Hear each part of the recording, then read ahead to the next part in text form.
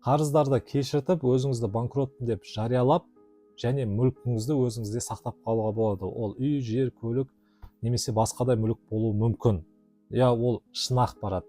Тіпті оған мемлекеттің өзі рұқсат беріп қойған. Бірақ бұл жерде барлығына қатысты емес, тек бірақ жағдайда ғана. Егер сіздің кредиттеріңіз бойынша просрочка уақыты, төленбе уақыты 5 жылдан асып кеткен болса, сіздің қандай мүлкіңіз болса да ол өзіңізде қалуға жатады, және оны кредит төлеуге жұмсамайсыз, сатылуға жатпайды.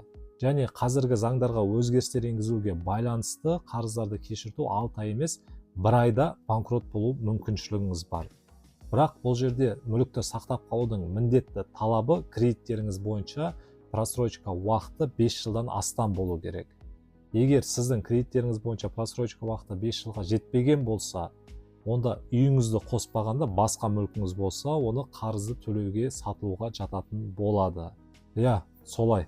Егер ақпарат пайдалы болған болса, оны басқалармен бөлісіп отырыңыз.